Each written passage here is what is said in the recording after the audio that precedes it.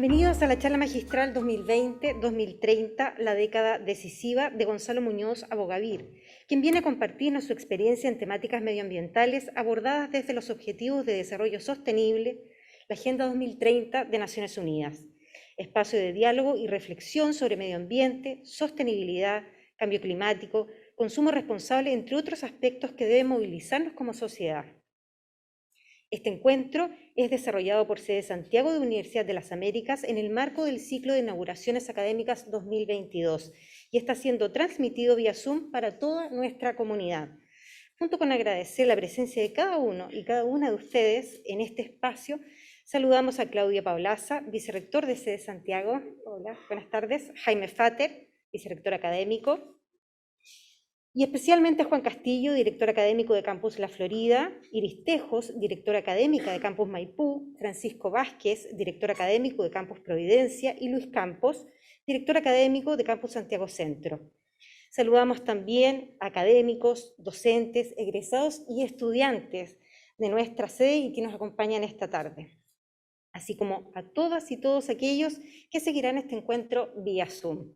A continuación, invitamos a Claudio Paulaza, vicerrector de Sede Santiago de nuestra universidad, para que nos entregue unas palabras de bienvenida. Claudio, adelante.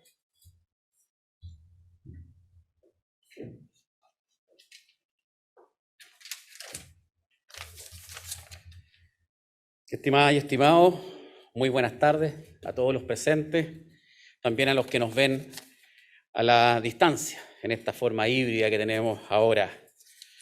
Como vicerrector de Sede Santiago, me es muy gratificante reencontrarnos hoy, retornando a la presencialidad de nuestra inauguración de actividades académicas.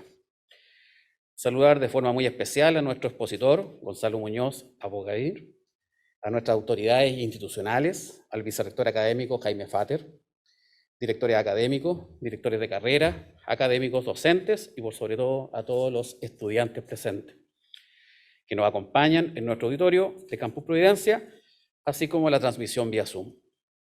Al término del año 2021, como universidad decidimos comprometernos en abordar temas críticos relacionados con la sostenibilidad. Es así como nos adscribimos a la Red Pacto Global, una iniciativa de la Organización de Naciones Unidas que centra su foco en principios asociados a derechos humanos, laborales, medioambientales, entre otras materias. Alianza que nos moviliza institucionalmente en los ámbitos de docencia, investigación y vinculación con el medio. Así también, contribuir a los 17 Objetivos de Desarrollo Sostenible contenidos en la Agenda 2030 de la ONU, que es nuestra hoja de ruta al momento de diseñar los proyectos de vinculación con el medio, de los cuales son partícipes directores de carrera, académicos y estudiantes. En esta jornada hemos querido participar con la dimensión ambiental de esta agenda, temática que es una preocupación no solo para nuestra comunidad educativa, sino que también para las comunas, territorios en los cuales tenemos presencia. Nuestro relator invitado, don Gonzalo Muñoz, ya nos desafía con el nombre de esta charla magistral, 2020-2030, la década decisiva. Él es un referente en este ámbito. Entre los años 2019 y 2021 ejerció la representación de las Naciones Unidas para la conferencia de las partes más conocida como la COP. Y desde ese puesto diseñó y colideró diferentes campañas globales. Hoy nos invitará a reflexionar sobre sostenibilidad, medio ambiente, cambio climático y consumo responsable.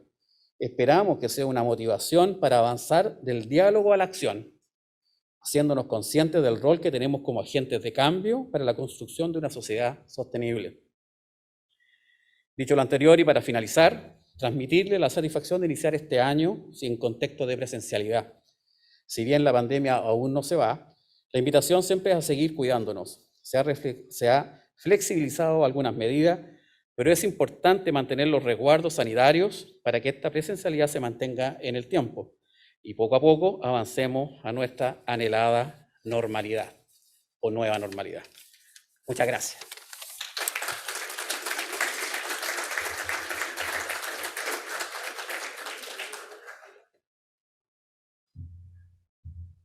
Muchas gracias a nuestro vicerrector. Me gustaría invitar a la audiencia que nos acompaña vía online a que pueda dejar sus preguntas a través de la pestaña de preguntas y respuestas de la plataforma. Y a las personas presentes también los invitamos a hacer sus preguntas a través de las papeletas que les pasarán más adelante. Las estaremos leyendo y compartiendo con nuestro invitado, así que es importante contar con sus preguntas. A continuación, entonces, les presento a nuestro invitado de honor, Gonzalo Muñoz Abogavir. Gonzalo es emprendedor B. Entre los años 2019 y 2021 ejerció el rol como uno de los 2 High Level Climate Action Champions de Naciones Unidas para la Conferencia de las Partes COP, y desde ese puesto diseñó y colideró las campañas globales Race to Zero, Race to Resilience y GFANS. Anteriormente cofundó y dirigió Triciclos, una de las empresas latinoamericanas más reconocidas en economía circular y reciclaje. Triciclos fue también la primera empresa en obtener el certificado de empresa B fuera de Norteamérica. Gonzalo cofundó Sistema B y fue miembro del directorio de B-Lab Global los últimos 7 años. Es también miembro del directorio de Global Food Banking Network. Ha sido miembro de los comités nacionales de agua, acción climática, hidrógeno verde, electromovilidad y economía circular. En la actualidad es presidente del directorio de Triciclos y co-líder de Manuía, consultoría estratégica fundada en 2021 por Triciclos, dedicada a ayudar a empresas a incorporar criterios ESG en su estrategia y ejecución para la generación de triple impacto. Dejamos con ustedes entonces a Gonzalo Muñoz. Muy buenas tardes, bienvenido.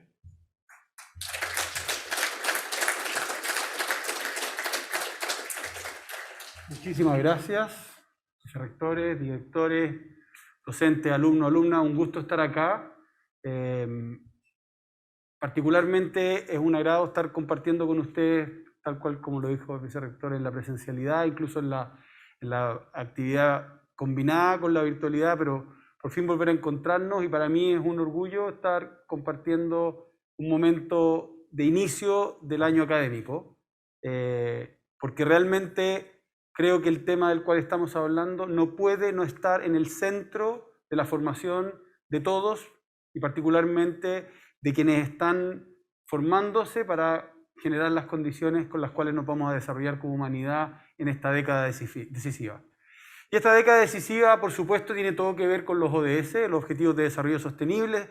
Se definen en el año 2015 en las Naciones Unidas con una mirada de qué tenemos que resolver de manera urgente, qué objetivos tenemos que lograr antes del año 2030.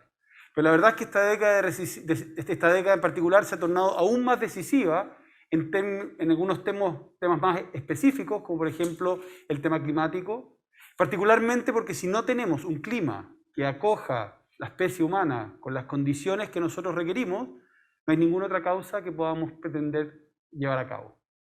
Nos guste o no nos guste en este minuto, la forma como estamos actuando los seres humanos, la forma como hemos llevado a cabo nuestro progreso, nuestro desarrollo, nuestra versión del éxito, ha tenido tal impacto en la atmósfera y en la biodiversidad que hoy eso no está garantizado. Y si no lo cambiamos ahora, estamos frente a una situación crítica que puede efectivamente terminar siendo dramática para nuestra especie y evidentemente muy egoísta con las demás especies que se están viendo arrastradas en esta catástrofe ambiental que hemos generado. Esa es la enfermedad. Y lamento que el mensaje sea así de duro. Esta semana, el día lunes, el gran panel de expertos de clima del mundo nos entregó el tercer reporte del sexto informe, y de nuevo estamos con la evidencia de lo que les acabo de manifestar. Esto es dramático, esto es generado por los seres humanos, particularmente a partir de la quema de combustibles fósiles, el uso de combustibles fósiles, pero también por el deterioro que hemos generado en un ecosistema del cual requerimos, y los únicos que podemos hacer algo al respecto somos nosotros. La ventana de oportunidad sigue existiendo, las tecnologías, las capacidades están, pero no las estamos usando a la velocidad que tendríamos que usarlas. Un tema, uno podría decir, bueno, pero ya con más o menos temperatura nosotros quizás podríamos adaptarnos. Supongamos que ese fuese el caso, lo cual no es para al menos la mitad de la población del mundo. No todas las personas que habitan en este planeta tienen ciertas condiciones de vida, como quizás tenemos algunos que estamos, quizás todos los que estamos en esta sala, tenemos condiciones de vida muy superiores a los que tiene quien vive en una tribu en África o en algunas pequeñas villas en Asia o en algunos lugares en pequeños estados islas en el planeta. Yo he tenido la fortuna en estos últimos años de recorrer esos lugares y de enfrentarme a la realidad de que hoy en día la mitad de la población del mundo está enfrentada a las condiciones dramáticas del cambio del clima, que en muchos casos los han forzado a migrar. Es una crisis que además golpea con mucha mayor fuerza a las mujeres que a los hombres. Es una crisis que, por supuesto, afecta con mucha más fuerza a quienes no han tenido muchas veces ni un atisbo de responsabilidad en haberla creado. Hoy tenemos ese deber moral. Pero por último, vayámonos a cosas mucho más simples. Estamos en un lugar donde estamos viviendo una sequía dramática. Esa sequía se profundiza por la crisis climática.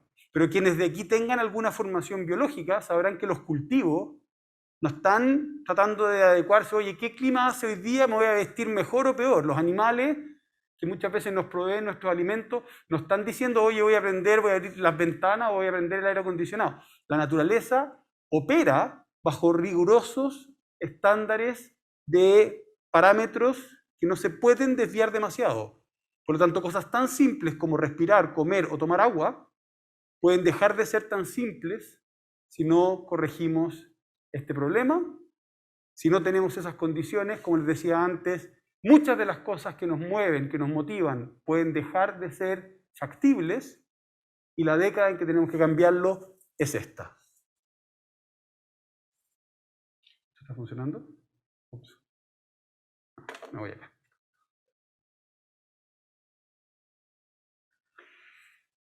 ¿Qué es lo que tenemos también importante entender, ¿no? Este es un tema que se resuelve a nivel global. Tampoco sirve que venga un actor y diga, yo lo voy a resolver solo. No existe. No existe ni siquiera el gran empresario o la gran científica o el gran influencer que pueda llegar a resolverlo. Lo tenemos que resolver entre todos. Y el espacio que tenemos para resolver los temas globales es justamente las Naciones Unidas.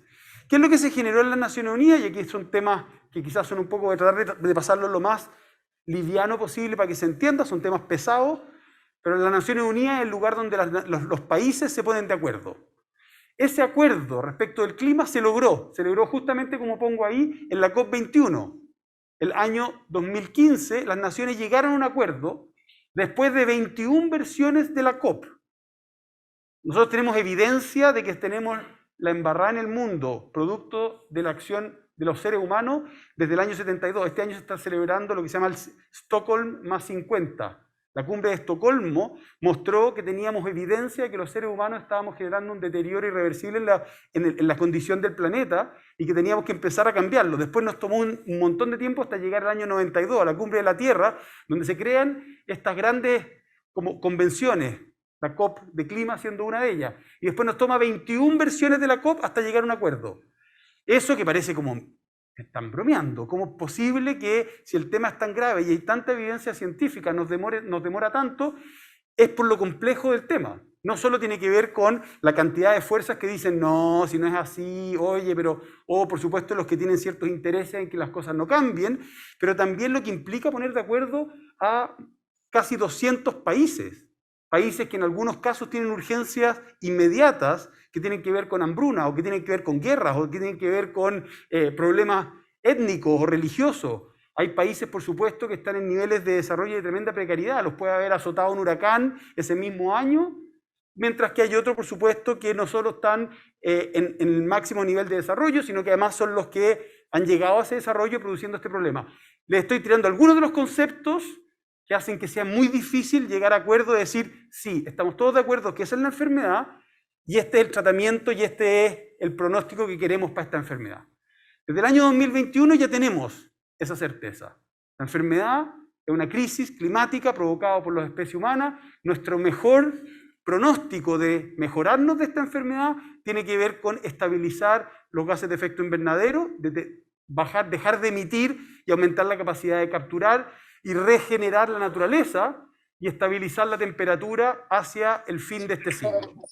Eso es lo que se logra en la COP21. Y en la COP21 se dice otra cosa que es bien interesante para esta audiencia y para lo que fue mi rol. Se dice, las naciones, los países llegan a este acuerdo, pero después cuando se hace la pega, quienes implementan ese acuerdo son las empresas, son los municipios, son las universidades, es el sector financiero. No es que las naciones por simplemente firmar un acuerdo apagan un switch y se acaba el problema. Después de esto hay que ejecutarlo y la ejecución ocurre en la vida real, en la que nos movemos nosotros. No ocurre necesariamente a través de la firma de un documento. Dentro del Acuerdo de París, y esto dentro del anecdotario que les quería traer, perdón, se firma el que a partir de ese año las naciones van a empezar a nominar una persona por año que lidere esa agenda de implementación del acuerdo, que lidere a todas las empresas del mundo, a todas las ciudades del mundo, a todo el sector financiero. Eso es lo que se llama el United Nations High Level Champion. Una persona vaya y arregle el tema.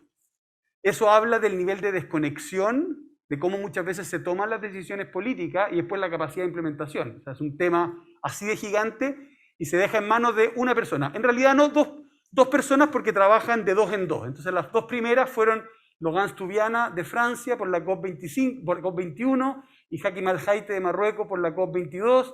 Luego Hakima trabajó con Inia para la COP23, Inia trabajó con Tomás para la COP24 y Tomás era el último de los champions antes de que a Chile le tocara tomar este bastón de decir tenemos que nosotros ahora liderar la COP.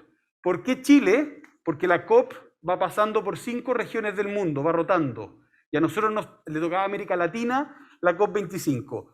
Esa COP la tenía que llevar a cabo Brasil. Brasil cambia gobierno y el nuevo gobierno, el actual de Bolsonaro, dice no, este tema no nos interesa, por lo tanto, al último minuto deciden nosotros no vamos a llevar la presidencia de la COP, es liderar las negociaciones y liderar la implementación del acuerdo.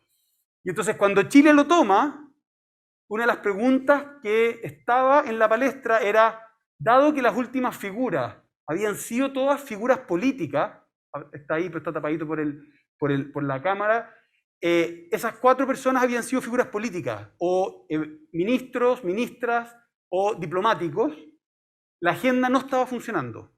Y los países estaban preguntando, ¿para qué hicimos esta pega de nombrar este champion, este nombre tan rimbombante, el United Nations High Level Climate Action Champion, si la cuestión al final no está pasando nada?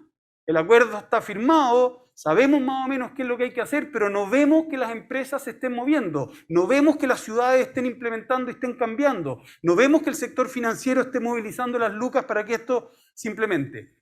Por lo tanto, cuando Chile toma la posta, una de las preguntas que estaba ahí era, ¿servirá para algo este rol? Porque la verdad no está funcionando. Y lo otro que es importante entender es que ahí en ese texto aparece muy claramente que la oportunidad era del 2016 al 2020. Por lo tanto, efectivamente, había 4, había que nombrar un quinto, y ese en teoría era el último. Era la última oportunidad que se le daba al sector privado y a los gobiernos subnacionales de que hicieran la pega.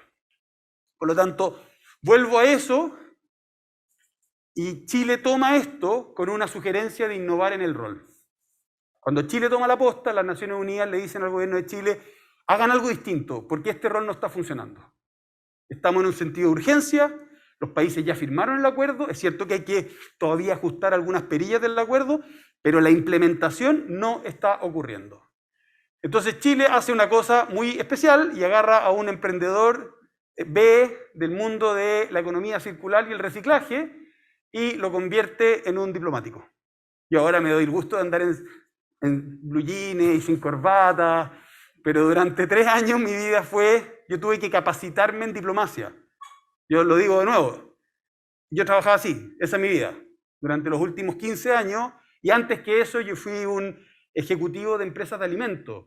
Yo tengo formación agrícola. Mi vida es con las patitas en la tierra. Y sin embargo, me tocó la curiosa oportunidad de que el país me pidiera, ¿tú estarías dispuesto a hacer esta pega de ponerte a disposición del sistema multilateral y negociar con todos los países del mundo, y ir al mundo a convencer a todas las empresas y a todas las ciudades del mundo de que implementen el Acuerdo de París? Lo haría 500 veces más si me lo pidieran. Es evidente que yo creo que cuando el deber llama, creo que uno tiene que estar disponible. Ahora, además, una indicación que era muy importante, y lo digo con mucha fuerza para esta audiencia, una de las cosas más importantes que hizo el gobierno de Chile y de la presidencia de la COP fue poner a la ciencia en el centro. Es decir, aquí no se trata de inventar la rueda y decir cómo me acomodo a este problema según lo que sean mis intereses.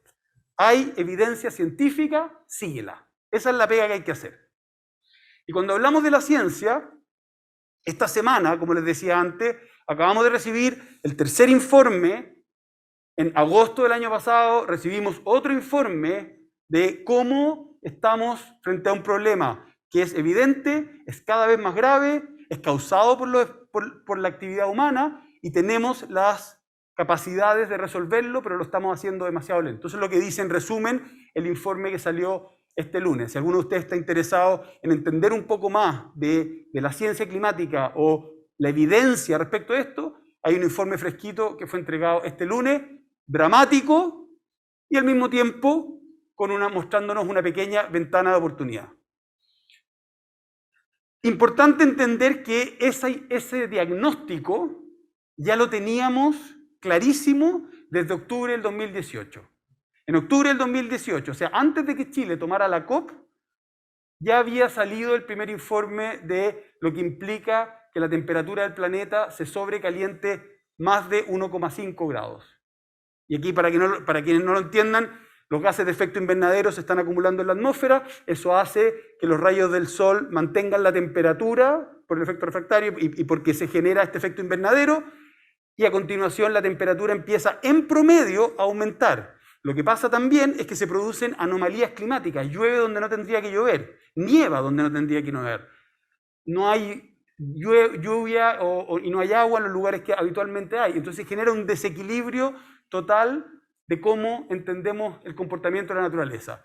Esa evidencia la tenemos desde octubre del 2018, o sea, cuando nosotros como país tomamos la presidencia de la COP, el mundo acababa de recibir este informe que decía, si estamos de nuevo frente a una enfermedad que se llama la crisis climática, y la mejor cura para esa enfermedad es que la temperatura no suba más de 1,5 grados en promedio hacia final de siglo, el tratamiento se llama lograr la carbono neutralidad antes del 2050. ¿Qué quiere decir la carbono neutralidad?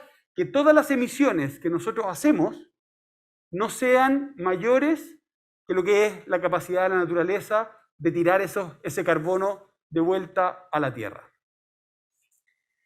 La curva es así de dramática.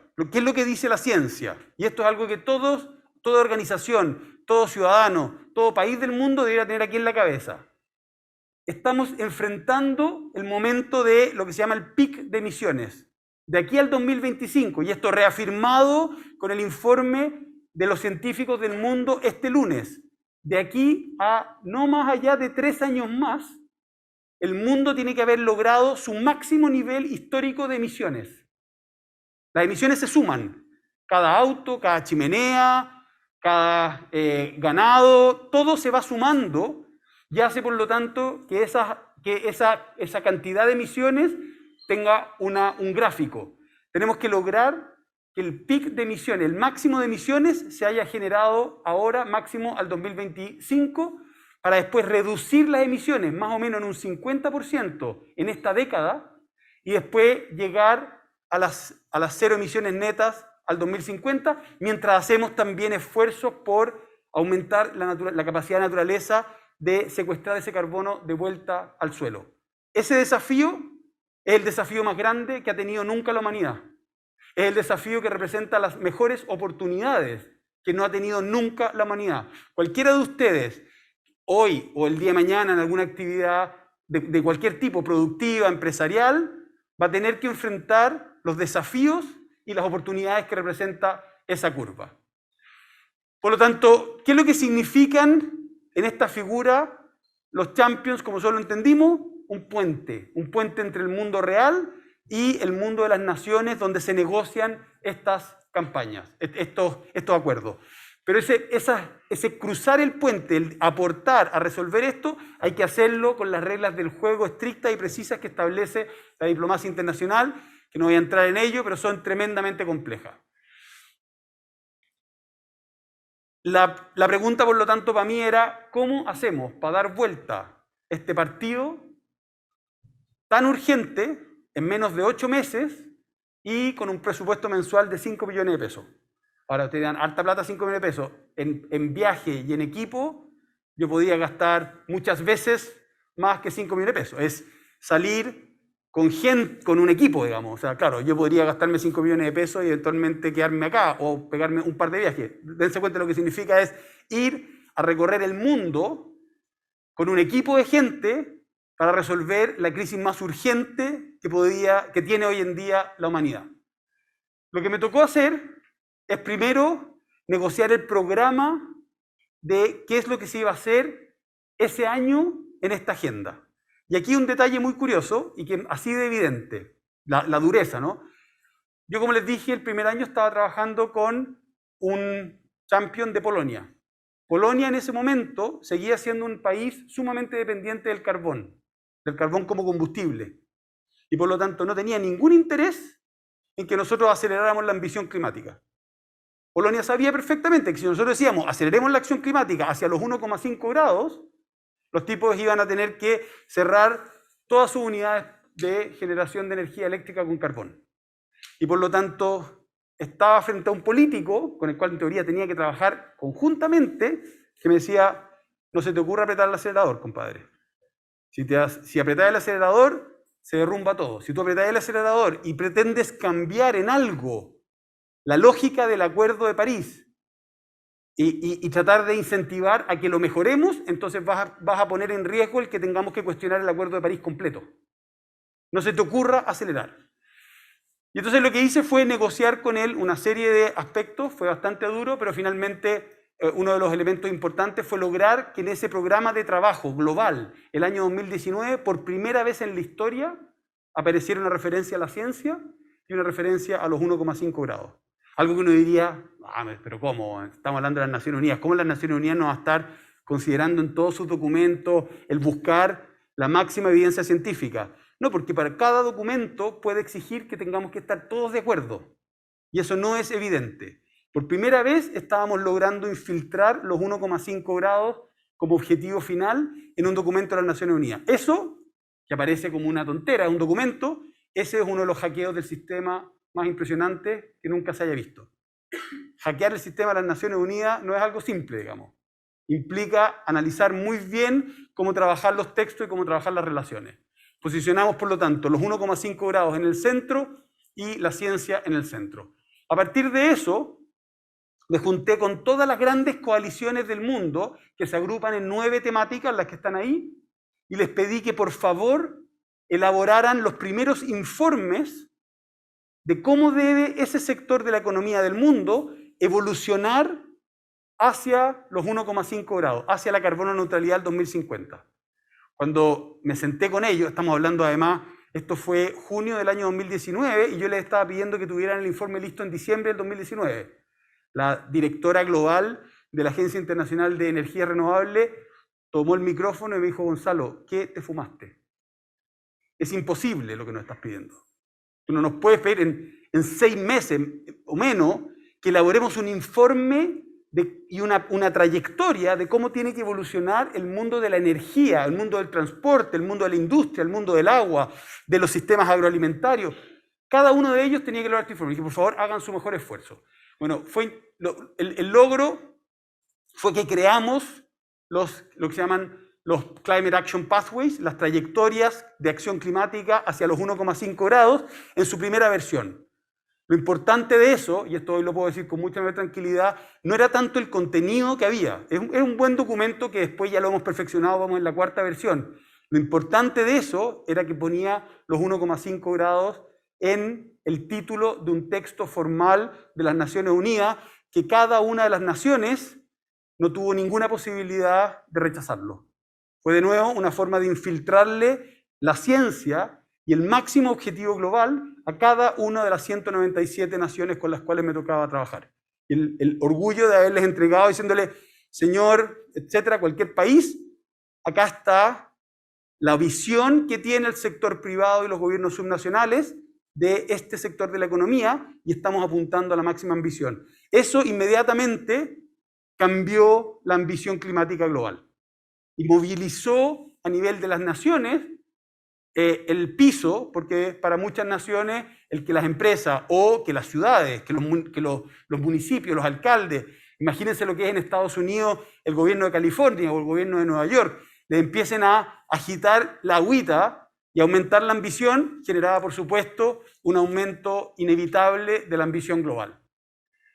De esa manera logramos que a la salida de la COP25 ya la ambición climática estaba totalmente seteada en 1,5 grados, carbono neutralidad como máximo al 2050, en circunstancias que las expectativas de pocos meses anteriores eran realmente ínfimas o eran más bien, se creía que eran ilusiones. O sea, a mí me tocó a mediados de 2019 que me dijeran, estáis loco, no vais a encontrar ni 5 empresas en el mundo que estén dispuestas a seguir esa trayectoria. Déjenme contarles qué es lo que pasó. Después, por supuesto, logramos que este objetivo o este plan de 5 años, como les había dicho que estaba del 2016 al 2020, en la COP25 en Madrid, las naciones dijeron, ahora sí, nos gusta, dimos vuelta al partido y las naciones dieron otros 5 años y con una visión de 10 años para justamente trabajar en la década 2020 al 2030. Por lo tanto, en términos futboleros, lo dimos vuelta y nos dieron 5 años más para poder seguir trabajando. ¿Qué pasó a continuación? Viene el siguiente país que tomó la COP, que en este caso fue el Reino Unido. Y el Reino Unido repitió la fórmula de Chile y nombró a una persona viniendo del mundo emprendedor, empresarial. Nigel Topping venía a trabajar en la industria automotriz, de estar dirigiendo coaliciones empresariales, y nos hicimos grandes amigos, nos miramos y dijimos, compadre, esta cuestión hay que trabajarla de una manera distinta, tenemos que soñar en grande, tenemos que operar como equipo, somos dos champions, pero tenemos que tener un solo equipo.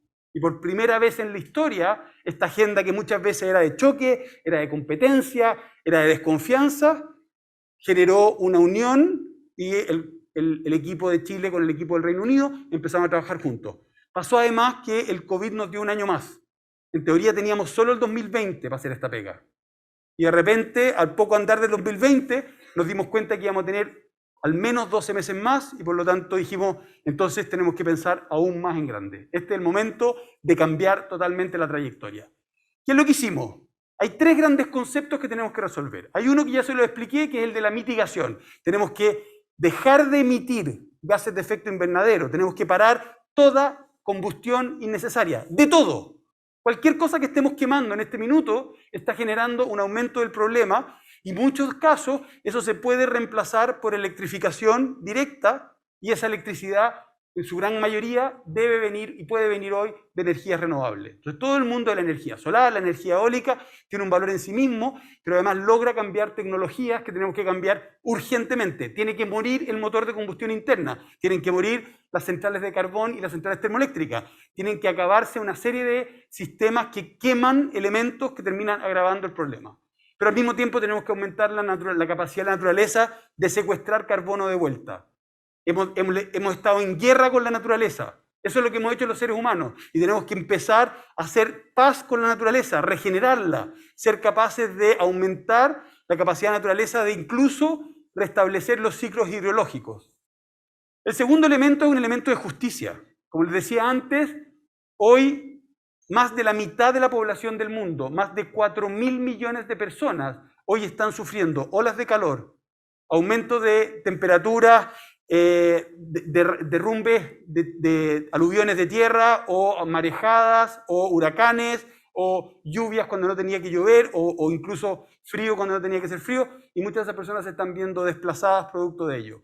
Por lo tanto es clave que como humanidad aumentemos la resiliencia y la capacidad de adaptación de esas 4.000 millones de personas porque eso no solo nos pone frente a un dilema moral evidente a resolver, sino que además eso desestabiliza todo lo que tengamos que hacer como humanidad. Y lo tercero es la plata. Necesitamos que la plata fluya hacia resolver este tema.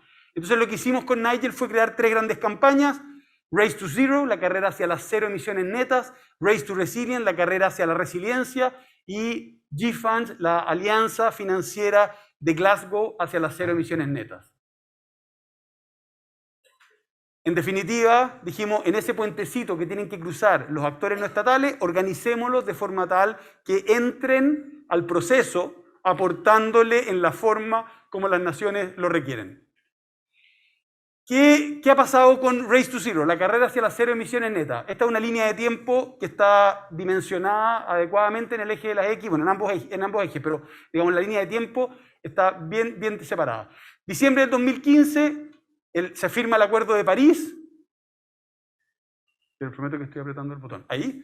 Octubre del 2018, la ciencia nos dice el objetivo que hay que perseguir es 1,5 grados y por lo tanto lo que se necesita es carbono neutralidad al 2050.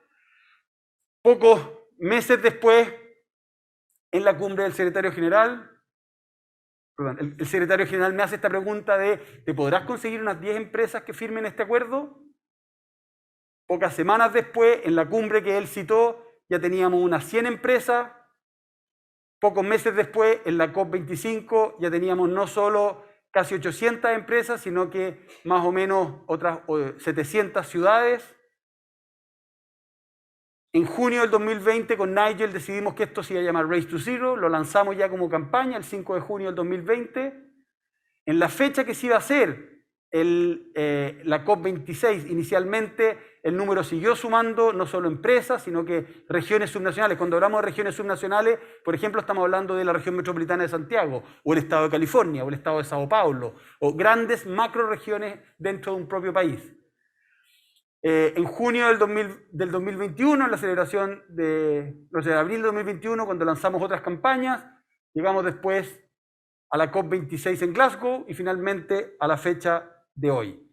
El crecimiento ha sido absolutamente exponencial en poquísimo tiempo. Hoy, más del 20% del Producto Interno Bruto del mundo asumió ya compromiso formal frente a las Naciones Unidas para seguir las indicaciones de la ciencia, incluyendo más de 1.000 universidades, más de 7.000 empresas. Estamos frente a un escenario de una trayectoria exponencial absolutamente inevitable. Esto hace que hoy por primera vez tengamos, y esto está bien reflejado en los datos incluso del último informe, se están empezando a ver los cambios de trayectoria a nivel de algunas empresas, algunas ciudades, algunos gobiernos subnacionales. Insuficiente todavía, pero es una buena muestra. O sea, lo que este gráfico nos muestra es sí se puede y sí está acelerándose. Lo que tenemos que hacer es hacerlo aún más rápido.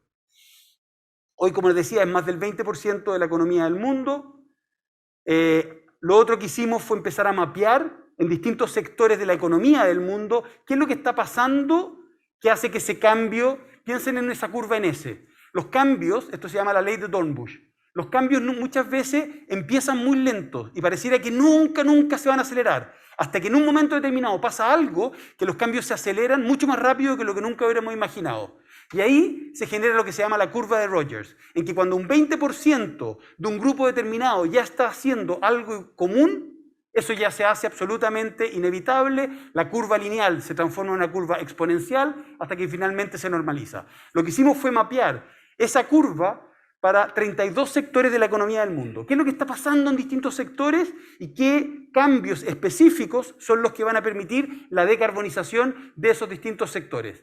De esos 32, el año pasado nos habíamos propuesto lograr el cambio, lo que llamamos el breakthrough, el punto de quiebre, en 10. Llegamos a Glasgow con 18. Ya hay 18 sectores del mundo en que el cambio hacia la decarbonización es irreversible.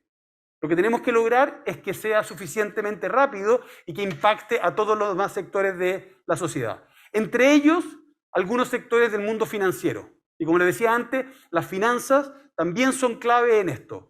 Cuando el secretario general nos llamó en septiembre del 2019, logramos agrupar algunos dueños de activos financieros, fundamentalmente fondos de pensiones del norte de Europa, que agruparon una cantidad de plata para ponerla en línea con los 1,5 grados. En la COP25 ya duplicamos ese número. Prácticamente un año después pasamos de 4,4 millones de dólares a 13 millones de dólares. Llegamos a Glasgow con 130 millones de dólares. Eso, para que lo tengan en consideración, es más de la mitad de la plata que existe invertida en el mundo. Más de la mitad de la plata del mundo en una trayectoria que ocurrió en menos de 12 meses. Hoy el mundo financiero está empezando a despertar. ¿A qué? A que si ponen la plata en los combustibles fósiles, si ponen la plata en la deforestación, si ponen la plata en sistemas que generan combustión y contaminación, es mucho más riesgoso que ponerlo en energías limpias, que ponerlo en sistemas naturales estables. Por lo tanto, hoy estamos frente a un momento en que las finanzas están siendo un motor de cambio para todo el mundo y de nuevo necesitamos acelerarlo aún más. Fue parte de lo que se habló en el informe. Y por último, la carrera hacia la resiliencia. Como les dije, tenemos que resolver la resiliencia a la crisis climática de la mitad de la población del mundo. 4.000 millones de personas hoy están afectadas y necesitamos que esas personas no solo resistan a la crisis climática, sino que prosperen a pesar de la crisis climática. Y lo que hicimos fue crear 3 grandes áreas de trabajo, una con las comunidades costeras, los que están viviendo en lugares donde las marejadas y el aumento del nivel del mar los expone. Como les dije antes, me ha tocado visitar el drama de una isla donde una marejada y un huracán arrasó con 85% de las viviendas que existían en esa isla, de un paraguaso, de un día para otro. Habitar lugares donde todos los pozos de agua ya se salinizaron producto del aumento del nivel del mar. Lugares donde efectivamente el aumento del nivel del mar se está comiendo el terreno. Por lo tanto, es clave trabajar con las comunidades costeras. En las comunidades rurales, donde hoy en día la inestabilidad climática hace que existan ya cientos de millones de migrantes climáticos producto de que no hay forma de seguir subsistiendo con la agricultura como la conocíamos. Y a esas personas necesitamos darle las condiciones. Muchas de esas, como les dije antes, son además mujeres. Y por último, en el entorno urbano, donde sabemos que los más pobres de nuestra sociedad en las ciudades habitan muchas veces en condiciones precarias, en lugares que no están habitados para poder construir, lugares que están sujetos no solo a olas de calor, sino que también eventualmente a deslizamientos de tierra, se ven expuestos a, en muchos lugares, vientos que les terminan con sus casas. Por lo tanto, ese es otro sector donde tenemos que trabajar. Ya tenemos más de 2,2 mil millones de personas que están dentro del paraguas de Race to Resilience y estamos desarrollando los mecanismos para poder fortalecer la resiliencia de ella. Quien está liderando ese trabajo es el Centro CR2 de la Universidad de Chile. Por lo tanto, uno de los orgullos fue haber logrado que la carrera hacia la resiliencia quedara con una acción o con un equipo coordinado por la Universidad de Chile como parte del legado de la COP25. Vuelvo al gráfico. Esto no es broma. Yo lamento si esto los amarga y los deja preocupados, porque eso es donde tenemos que estar. Yo creo haberles mostrado cómo hay cosas que están cambiando y que se están acelerando y por lo tanto la esperanza está. La mayor esperanza es que sabemos que tenemos un problema y tenemos la capacidad de revertirlo, tenemos las tecnologías, tenemos las capacidades, pero hoy necesitamos incrementar también nuestra capacidad de actuar de manera solidaria. Si hay cosas que el COVID nos trajo, la invasión a Ucrania nos está trayendo, el aumento de la hambruna y de la pobreza que está trayendo las consecuencias de esas dos crisis, es que tenemos que actuar de forma mucho más urgente y solidaria, con la justicia climática en el centro de cada una de las cosas que hacemos. Y aquí hay una palabra que es difícil de traducir al castellano, es la accountability, la capacidad de rendir cuentas respecto de cuáles son nuestros compromisos. Ese es el objetivo de este año y por lo tanto la invitación es siempre únanse a estas campañas porque necesitamos resolver esto y podemos resolverlo con la urgencia que se requiere. Muchas gracias.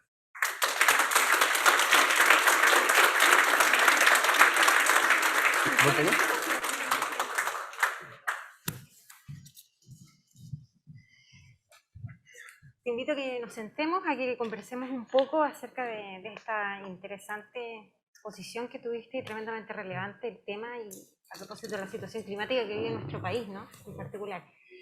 Y la primera como pregunta que me surge a mí es, dentro de todo lo que tú nos informaste, en el fondo nos contaste, ¿cuál es el rol que tienen las universidades en esta crisis climática y cómo pueden aportar? Bueno, las universidades a nivel global tienen de hecho una trayectoria. O sea, yo invito a que la UTLA sea además uno de los líderes que está impulsando la acción climática partiendo por un compromiso específico de sumarse a Race to Zero, pero luego las acciones concretas, por supuesto, van desde una de las más importantes, el currículum, cómo esto pasa a ser un tema que aborda, se incorpora a todas las carreras. Hoy muchas universidades del mundo entienden que el tema climático, desde luego, no puede estar solo en la facultad de física o de geoingeniería. Es un tema que es transversal a todo. Una facultad como la Facultad de Ciencias de la Salud debe incorporar esto. Es un tema que afecta a la salud de las personas y en las cuales la forma como desarrollamos salud existe un programa global que se llama el Healthcare Without Harm. Después, todo lo que tiene que ver con el comportamiento humano, las ciencias de la sociología, la psicología, todo lo que tiene que ver con la forma como nos comportamos y nos relacionamos. Después, por supuesto, todo lo que tiene que ver con los estudios del desarrollo de los negocios. Hoy no es posible un negocio que no tenga incorporado esto, y lo digo con total grado de responsabilidad. Las legislaciones van a ser cada vez más rigurosas. Hoy en día la contabilidad a nivel global se mide por normas IFRS. Ese sería como el estándar global para decir que tú estás llevando la contabilidad de forma correcta. En este preciso instante se están incorporando en las normas IFRS líneas respecto de la exposición climática. Porque al final es clave que nosotros seamos capaces de medir y cuantificar cuántas emisiones estamos generando, qué costo eso genera, o eventualmente, si mi negocio es capaz de secuestrar carbono, qué valor adicional estoy generando. Todas las facultades tienen que tener una línea de trabajo sobre los ODS y en particular también tienen que tener un link con clima. Luego, por supuesto, lo que tiene que ver con la infraestructura, ¿no? La invitación es explorar todo lo que tenga que ver con luces LED, con eficiencia energética, por supuesto buscar todos los mecanismos para abastecerse de energía fotovoltaica o eólica en algunos lugares donde sople bien el viento, tener toda la capacidad de fomentar el transporte sustentable, tanto del personal docente, del personal administrativo, como por supuesto de los alumnos y alumnas. Y finalmente la relación con la comunidad, un poco lo que estamos viendo hoy, ¿no? Los programas de extensión y cómo me relaciono con la comunidad, porque al final también las universidades tienen un poder de influencia muy grande. Usar ese poder de influencia para efectivamente ayudar a acelerar esta trayectoria. Ahora, se requiere un compromiso más activo, ¿no?, de lo que tú planteas, pero también es cierto que difícil es eso en medio de una realidad en la cual, y tú mismo nos explicaste, tanto en el mundo como particularmente en Chile, se hace difícil porque esos compromisos tampoco se han adquirido con tanta claridad, ¿no? Sí. ¿Cómo se sube, digamos, a un carro que está como partiendo, digamos? En ese sentido, y puede ser el vaso medio vacío, digamos, yo lo veo como vaso medio lleno, pero Chile es uno de los países que ha avanzado mucho respecto de otros similares y a nivel global, aprovechando también las condiciones ventajosas que tenemos. Chile tiene, por supuesto, un plan de cierre de las centrales de carbón, tiene un plan concreto de no solo aumentar su capacidad de energía renovable, incluso la capacidad de transformación de energía renovable, potencialmente en hidrógeno verde para convertirse en un país exportador. Tenemos un programa de electromovilidad, no solo de fomentar el transporte público sustentable, sino que también la electromovilidad en vehículos livianos. Somos un país que se sumó a lo que se llaman los corredores verdes para fomentar la industria marítima que transporte productos con cero emisiones. Somos un país que tiene un porcentaje muy grande de su superficie terrestre y espacio marítimo ya definido para conservación. Somos parte de lo que se llama el 30-30, o sea, del 30% de la superficie comprometida para conservación antes del 2030. Hay muchos ámbitos en los cuales Chile ha tenido acciones, y por supuesto somos un país que está comprometido a la carboneutralidad como máximo al 2050, con una serie de ventajas. Todo eso hay que construirlo. Lo importante que tenemos que tener en consideración primero es que el costo de no actuar es considerablemente más alto que el costo de actuar. Si nosotros no hacemos nada y si el mundo se sobrecalienta, en este minuto estamos en una trayectoria a más de 2 grados. Si mantenemos esa trayectoria, eso le va a costar al PIB de Chile entre un 25 y un 30%. Estamos hablando de que vamos a perder cada vez más valor y cada vez mayor competitividad. Por tanto, quien niegue la importancia de esto, al menos no está sacando los números o no está teniendo el coraje de tomar las decisiones a tiempo. Porque parte del problema es que decisiones que estamos tomando hoy, el año 2022, nos anclan en tecnologías o en lógica, en muchos casos, 20, 30, 40 años. Por lo tanto, es muy importante que las decisiones las tomemos hoy con esa visión de cómo vamos a lograr la carboneutralidad del 2050. Y eso nos permite ser parte del grupo de países que están hoy en día siendo vanguardistas. Y te digo, ya a esta altura, ni tan vanguardista. Hoy más del 80% del PIB del mundo está comprometido a las cero emisiones netas. Los ganadores son los que van a ser capaces de activar estas acciones anticipadamente respecto de los otros. Y en ese sentido Chile tiene condiciones ventajosas, particularmente en el contexto de América Latina. En ese sentido, ¿tú crees que Chile es capaz de disminuir las emisiones a la mitad como planteaste en esta década? Sí. ¿Sí? Sí, sin duda. Si Chile cumple y acelera el cierre de las centrales de carbón, si Chile logra detener procesos de deforestación, y si Chile acelera algunos procesos de transformación tecnológica, como por ejemplo acelerar la electromovilidad, sí, tiene las condiciones perfectamente. Claro, es que eso requiere un compromiso de Estado, un compromiso de las industrias, un compromiso ciudadano de cada estudiante, en el fondo de cada persona que Todos, habita nos este tiene que país. perturbar una chimenea. Cualquier cosita que esté tirando humo nos tiene que perturbar. Estamos jugándonos en contra de nosotros mismos, nos da lo mismo. Estamos afectándonos a nosotros mismos y a todo el resto del entorno. Pero piensa, Chile tiene un plan de cierre de las centrales de carbón al 2040. Ese plan sabemos que tiene todo el potencial de acelerarse. Siempre que se cumpla, ¿qué? Que aumente nuestra capacidad, por supuesto, de generación de energías renovables. Chile tiene más o menos 77 veces más capacidad de generación de energía renovable que la que podríamos necesitar en el mejor escenario de crecimiento. Lo que tenemos que resolver son los temas de transmisión y almacenaje de esa energía. Pero todo eso es factible de resolverlo para llegar a esa meta, para decir, podemos reducir. En realidad el objetivo yo lo redondeo al 50%, es el 43% al 2030. Mira, aquí tenemos una pregunta que nos llega online y además decirles que también pueden hacer sus preguntas acá.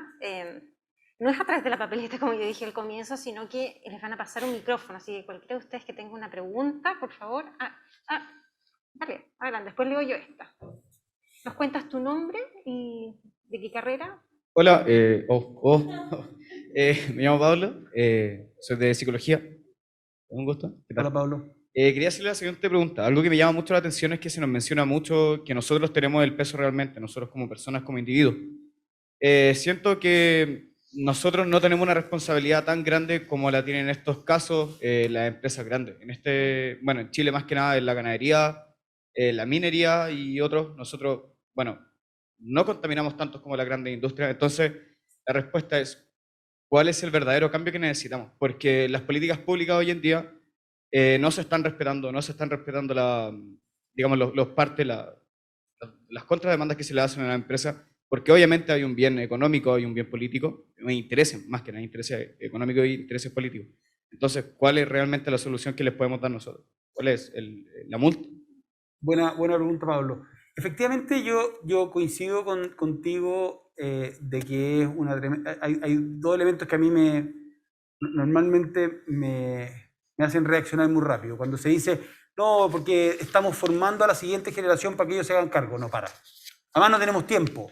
O sea, honestamente, incluso ustedes que están estudiando, imagínate, no sé, pues, en cuánto les va a tomar, quizás el 2030 o el 2040 van a estar en los espacios de poder para tomar decisiones. Es demasiado injusto dejarle a la generación más joven una responsabilidad y por lo tanto acortarle el espacio de acción. Los que tenemos que tomar las acciones somos hoy quienes estamos en rol de liderazgo. No tenemos ninguna posibilidad de dejar eso a la generación siguiente.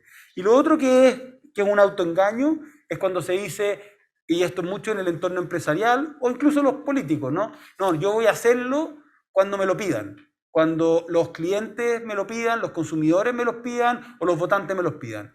Eso también es un engaño. Si yo pretendo, y eso se lo digo no solo con esta trayectoria que tengo en clima, en economía circular, antes, como le dije, yo trabajé en empresas de rubro alimentario durante muchos años. ¿Quién de aquí es capaz de interpretar adecuadamente una tabla nutricional? ¿Quién de aquí es capaz de interpretar el impacto social y medioambiental de la etiqueta en la ropa? ¿Quién de aquí es capaz de identificar adecuadamente cuál es el impacto climático que tiene cualquiera de sus actos de compra? ¿Cuál de aquí es capaz de elegir en la tienda o en el supermercado un producto tomando en consideración todos los impactos que tiene eso sobre tu salud y la salud de personas de tu entorno? Hoy en día nuestra vida es tan compleja que es no solo torpe e injusto, sino que inviable pretender que el llamado consumidor o el ciudadano sepa todo. Tiene que ser doctorado en todas las ciencias para poder interpretar adecuadamente y tomar las buenas decisiones en el momento de la compra. Por el otro lado, cuando yo soy el fabricante de una chaqueta o el fabricante de un de pan o de un auto, sé perfectamente lo que estoy poniendo en el mercado, sé perfectamente cada uno de los componentes, sé a quién se los compro, sé cuáles son las tecnologías que son mejores, las que son peores, sé cuando estoy evidentemente evitando una tecnología que puede ser ambientalmente más amigable pero es más cara. Entonces, lo que hemos hecho nosotros con las campañas es poner la fuerza en la oferta más que en la demanda, sí con el objetivo de que eso despierte la demanda. Entonces ahí viene la pedida. Lo que sí espero es que los ciudadanos del mundo sean capaces de ir identificando, o sea, conectarse con esto y decir, bueno, a ver, ¿quiénes al menos parece que están haciendo las cosas bien? Celebrar a eso y castigar a los que no, digamos, pero no tener una visión a rajatabla de que son todos iguales, sino que al menos informarse de qué es lo que están haciendo las distintas compañías, favoreciendo, por lo tanto, que las empresas o los políticos que tienen las mejores intenciones y las hacen visibles, las transparentan, sean capaces de ser reconocidos por ello. En el caso de la juventud, hay dos, digamos, poderes que tenemos todos. El voto, todos tenemos la capacidad de votar y votar hoy en día con esta agenda a conciencia es tremendamente clave. Lo mismo, como decía, ejercer lo más posible el voto en la compra. Pero hay un tercer poder que los jóvenes, yo creo que en general todavía no lo cachan, que es el poder del uso del talento. Si tú, Pablo, estás interesado en esto y sigues esta ruta y te informáis y te capacitáis, eso te va a convertir a ti en un mejor profesional. Y eso va a hacer que la organización a la cual tú vayas a trabajar esté más interesado en tenerte a ti y el día de mañana tú puedas generar la capacidad de que esa organización también evolucione. El uso del talento está convirtiéndose cada vez en una herramienta más poderosa. Y hay una cuarta herramienta que no es menor, que se podría llamar la herramienta del poder del amor, el poder de las relaciones, como esta generación está siendo capaz de, en muchos casos, intervenir en las formas como se hacen las cosas simplemente a través de conversaciones cariñosas. Yo no estoy descartando el que, por supuesto, las marchas y ojalá siempre pacíficas han tenido un rol sumamente clave en acelerar la agenda, pero me ha tocado, diría, decenas de veces, iba a decir miles, no son miles, pero decenas de veces el estar con una persona de mucho poder en el mundo que me dice, tú no te imaginas lo importante que fue la conversación que tuve con mi nieta el domingo en el desayuno. Dices, puta, no puedo creer que eso es lo que había que llegar. Pero bueno, si eso es lo que hay que llegar, es genial. Muchas veces, y tú le podés pasar toda la evidencia científica, todos los libros, todas las charlas del mundo, pero hubo un momento en que alguien fue capaz de atravesar la barrera emocional que permite que esa persona abra los ojos.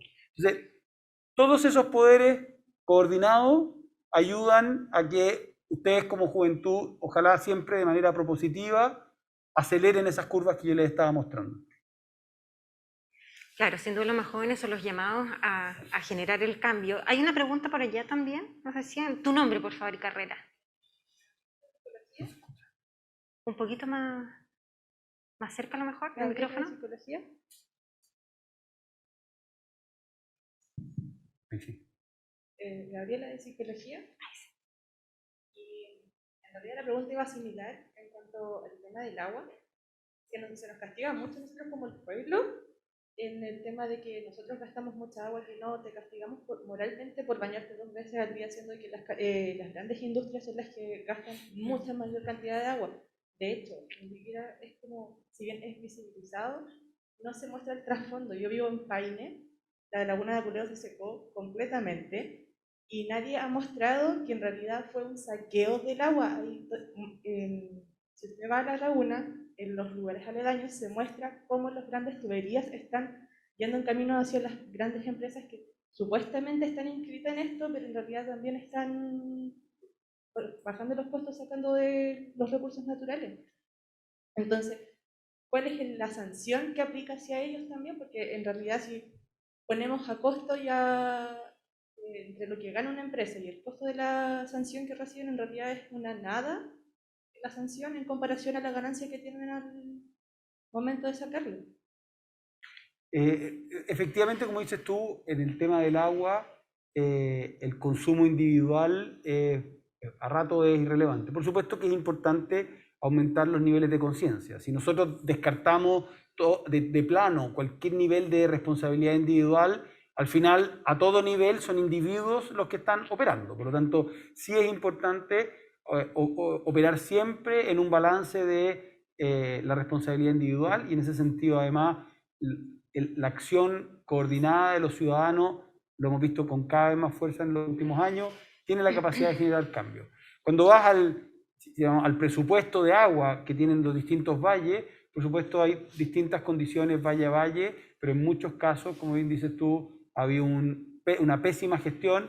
En Chile, en términos generales, hasta el día de hoy tenemos una gestión dramática del recurso hídrico, donde creemos que estamos todos preocupados y todavía vemos gente regando hojas con la manguera o empresas incluso regando por tendido. Los municipios en muchos casos también usan una cantidad de agua. El agua, por supuesto, es un tema en que claramente ha habido un problema de regulación en términos de quienes tienen capacidad de usarla o tienen los derechos respecto de quienes no, y el hecho de que algunos de esos derechos sean perpetuos. Hay un problema amplio desde el punto de vista de cómo está estructurada la gobernanza del agua, lo poco eficiente que hemos sido en el manejo del agua. Por supuesto, el caso de Aculeo es uno de los casos más emblemáticos, pero yo te puedo contar también muchos más. Yo, como les decía, yo soy agricultor y yo trabajo con secano, con prácticamente cero agua, y ver cómo, y parte de mi expertise es cómo ayudar a producir ciertos productos agrícolas usando el mínimo de agua y ayudar a enseñar a otras personas justamente a hacer lo mismo. Y eso implica buscar mecanismos de eficiencia, usar los máximos niveles de tecnología, cosa que en otros países ya está muy avanzado. En Chile estamos lejos de estar operando bajo esos niveles de urgencia. Pero también tenemos otros temas, ¿no? En Chile todavía hay algunas ciudades que vierten las aguas residuales directamente al mar o a los lagos o a los ríos. Eso no solo implica estar contaminando el entorno marítimo o el entorno lacustre, sino que al mismo tiempo perder una cantidad potencial de agua que, si se trata bien, se podría integrar al menos a los sistemas de riego en el mundo agrícola, que es lo que ocurre en muchos otros países. Es un tema multidimensional, donde efectivamente una de las dimensiones es la que tú dices, donde ha habido ciertas empresas, yo no podría decir que todas, desde luego, pero ciertas empresas o ciertas personas, porque también ocurre que de repente en uno de esos lugares simplemente alguien que hizo un pozo ilegal para abastecerse a sí mismo, que terminan afectando el bien común. Es lo que se llama la tragedia de los comunes. No nos habíamos dado cuenta de que tenemos un presupuesto máximo de agua. Siempre creímos que el agua era abundante, estamos frente a la cordillera, siempre va a llover, siempre va a haber nieve.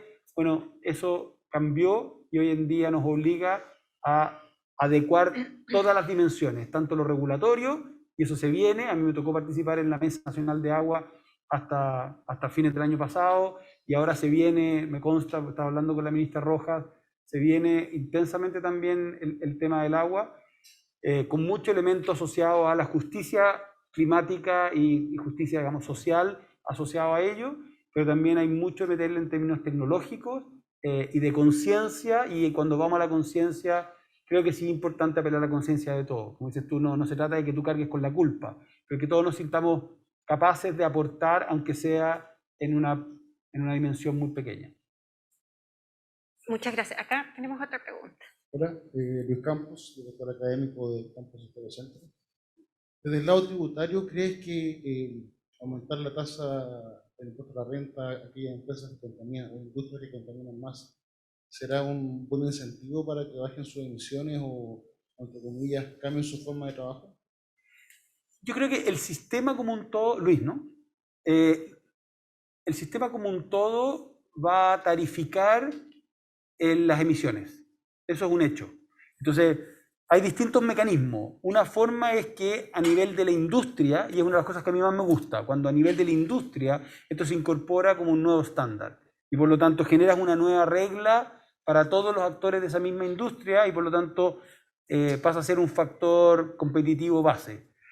Hay otras situaciones en las cuales nos vamos a ir encontrando, particularmente cuando se trata de importación y exportación, que hay países que ponen impuestos de frontera. Entonces dicen, para proteger la economía del mundo y para fomentar la economía o la industria limpia en mi país, yo pongo un impuesto de frontera en que cuantifico las emisiones atmosféricas de la manzana chilena o el salmón o el cobre chileno y por lo tanto paga tanto en mi frontera. Y por último existen por supuesto los mercados de carbono, ojalá los más formales, y eventualmente los impuestos al carbono, que lo que dicen es el que contamina paga, si usted va a contaminar más, entonces tiene que pagar más. Todo ello debiera a la larga incentivar a que ingresemos ese hito, esa línea en nuestras contabilidades, ese hito y esa línea a la evaluación de proyectos, y por lo tanto empecemos a viabilizar todas aquellas actividades que son menos contaminantes. Hacia allá deberán ir. Hay múltiples herramientas, hasta la presión popular, los temas asociados a la reputación de las compañías, aspectos meramente competitivos en cada uno de los sectores. Yo soy partidario, como te decía, de la creación de estándares que lleguen a un nivel que permitan después que esos estándares se conviertan en estándares regulados. Pero cuando la cosa avanza demasiado lento, creo que no queda otra que efectivamente poner algún tipo de impuesto, ya sea interno o de frontera. Tenemos otra pregunta, Gonzalo. Voy a leer una de las preguntas que nos hacen desde el Zoom. Pablo Montero dice, de acuerdo a lo que tú comentas, el problema ha sido que los políticos y empresas realicen un cambio hasta que se lo digan. En el caso de las empresas, de acuerdo al sistema neoliberal, la empresa responde de acuerdo a lo que el mercado pide. ¿Crees tú que al dejar al mercado a cargo de todo, ha generado que la reacción sea tan tardía? A ver, no creo que ese sea el caso, Pablo, porque hoy estamos hablando de un problema global donde en algunos países esto ha tenido que ver directa relación a cómo opera el capitalismo, y en otros casos hay países donde no opera el capitalismo y donde el daño en términos generales climáticos se está generando igual. Yo creo que esto tiene que ver con parte de la esencia del ser humano, por un lado. No somos tan inteligentes como nos creemos. Y en segundo lugar, a una ecuación muy simple, digamos, el impacto que nosotros estamos generando en el planeta está relacionado con cuántos somos multiplicado por las tecnologías que usamos y la forma como habitamos el planeta. Entonces, uno de los grandes problemas es que hoy somos creo que estamos en 7,85 mil millones de habitantes, que en base a la tecnología que estamos usando hoy, en base a la forma como habitamos, en base a la forma como hemos entendido prosperidad, progreso, en fin, ha generado que hayamos sobrepasado los límites de la naturaleza de poder regenerarse y de sostener esa máxima carga planetaria. Yo la mayor estimación, o la mejor estimación que conozco, es en base a la forma como venimos habitando los últimos 30, 40 años, es de 7,7 mil millones de habitantes. Por lo tanto, el problema es que somos muchos y estamos haciéndolo muy mal. En paralelo, sabemos cómo lo podríamos hacer mejor. Algunas de esas soluciones vienen específicamente desde el mercado. Lo que yo les mostré hoy es justamente cómo el mercado, a través de mecanismos voluntarios, ha generado una aceleración de tecnologías, compromisos y decarbonización de muchos sectores de la economía. Ahora, lo que sí espero que ocurra, y es parte de lo que estamos trabajando, es convertir esos compromisos voluntarios en sistemas regulados. Pero mucho de lo que está pasando en el mundo y mucho de lo que pasa en términos generales parte por integración de soluciones en el mercado, parte mucho de la academia también, del mundo científico y también desde el mundo, del mundo público. Yo no creo que hoy sea razonable pensar en los unos contra los otros, sino que estamos en un mundo y en un nivel de desafíos que requiere alianzas público-privadas, requiere que efectivamente seamos capaces de separar el trigo de la paja y decir, bueno, ¿dónde hay actores del mundo privado que efectivamente están buscando hacer las cosas mejor, que quieren destacarse por estar comprometidos y cómo ellos están haciendo muchas veces aporte al sector público? Yo vengo del mundo de las empresas B, para que explicarle, digamos, lo que ha pasado en estos 12 años en que yo llevo trabajando en ese sector, cómo cada vez encontramos empresas de distintos tamaños, distintos rubros, que tienen un serio, honesto y compromiso legal con generar valor público. en muchos ámbitos son empresas que están facilitándole el trabajo al Estado, pero por supuesto también necesitamos un Estado que no solo tenga mejores regulaciones que sean más respetuosas, o sea, que ayuden a respetar el medio ambiente, pero que también se cumplan, ¿no? Yo creo que en países como el nuestro, uno de los problemas, más allá de si tenemos que mejorar las regulaciones, es que tenemos que mejorar la fiscalización, y creo que eso todo conjunto ayuda a ir subiendo la vara a todo nivel. Bueno, hay mucho interés en este tema. Te vamos a hacer una última pregunta que viene de las personas que nos ven por Zoom. Dice Gonzalo, en Chile el sector energético tiene una hoja de ruta hacia la descarbonización, el sector transporte sabe que debe apuntar hacia la electromovilidad y el incentivar el transporte público para hacer su contribución climática. Sin embargo, no están claras las políticas y acciones que debe seguir el sector agrícola para hacerse cargo de sus diversos impactos. ¿Por qué crees tú que el sector agrícola pasa tan inadvertido a la hora de las acciones para combatir la crisis climática? ¿Hacia dónde se debe apuntar para tener un sector agrícola mucho más sostenible y eficiente, considerando además que actualmente es el mayor consumidor de agua a nivel nacional? ¿Cómo se llama la persona? No tengo el nombre, NN, muy buena pregunta. pero bueno, está bien, ¿no? Buenísima, qué lata que nos perdimos saber quién era.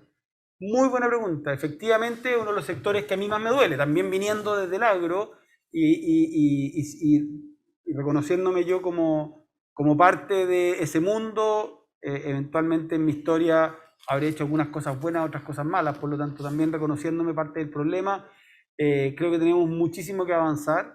El agua efectivamente es algo que ya se nos vino encima y me consta, digamos, haber estado trabajando por lo menos hace 20 o más años en tratar de buscar mecanismos de eficiencia hídrica y da pena y frustración el darse cuenta cómo nos tomó tanto tiempo el llegar a aceptar que estábamos frente a una crisis hídrica cuando había suficiente evidencia, como te digo, hace 20, 30 años atrás en muchos de nuestros valles. Tenemos un problema serio en conceptual, y aquí no sé si hay alguien de la facultad de agronomía, digamos, pero cómo nos han formado en establecer productividad a través de monocultivos y entender que un campo de solo trigo, un huerto de solo una variedad de un frutal, un predio con solo una especie y una raza de animales es algo precioso, cuando en realidad la naturaleza en su máximo virtuosismo es diversa y hay ya mecanismos claros para producir tanto productos hortofrutícolas como forestales y pecuarios en base a la diversidad y en base a usar las herramientas productivas para regenerar biodiversidad, para regenerar suelo.